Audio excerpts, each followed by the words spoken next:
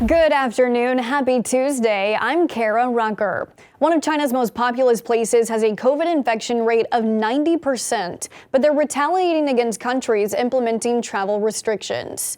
But first, New Jersey's new gun law is on hold after a federal judge ruled it violates the Second Amendment. This is your midday rundown with Straight Arrow News, unbiased, straight facts. New Jersey's gun law, signed in December, was immediately met with legal challenges that are now playing out in court. A federal judge ruling some gun restrictions that are part of that law infringe on a person's Second Amendment right. The law prohibits guns from being carried in sensitive places like libraries, museums, nursing homes, and bars, even if a person has a concealed carry permit. The judge ruled it required too much guesswork for gun owners to know where they can and cannot carry. Other concealed carry restrictions, part of New Jersey's gun law, remain in effect. In an effort to prevent a COVID pandemic 2.0, several countries put travel restrictions in place for visitors from China as case numbers there have spiked. China didn't like that. They're now blocking visas for visitors from South Korea and Japan in retaliation. China calls their restrictions discriminatory. South Korea stopped issuing tourist visas for those coming from China. Japan is canceling some flights where the plane is coming from China.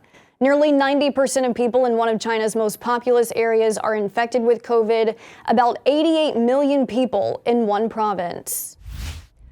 Recession isn't only a threat to the U.S., but according to a new report from the World Bank, the global economy faces similar uncertainty. While the U.S. faces many woes of 2023, the World Bank warned we'll likely see just a half percentage point of growth at most. Couple our slow growth with Europe and China's economy crises, the World Bank predicts trouble potentially in the form of a global recession, matching the sentiment of other world economists. For most of the world economy, this is going to be a tough year, tougher than the year we leave behind. Why? Because the three big economies, U.S., EU, China, are all slowing down simultaneously. A popular Fisher-Price baby sleeper is being recalled for the second time. The first came in 2019, and since more infant deaths have been reported, the company is reissuing the warning to parents. The Consumer Product Safety Commission said unrestrained infants in rock-and-play sleepers were dying after rolling over from their back to their stomach or side. In the last several years, more than 100 baby fatalities were reported to have occurred from this product. Another 8 infants have died since the initial recall.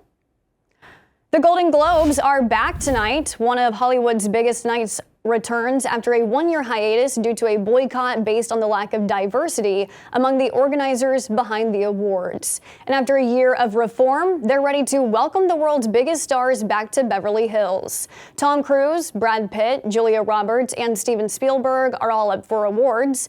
During the ceremony, there will be a message from Ukraine's President Volodymyr Zelensky.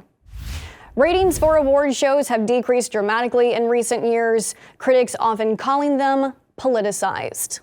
These are your top headlines on this Tuesday. Thanks for watching Straight Arrow News, your place for journalism without agenda. I'm Kara Rucker. Have a great day.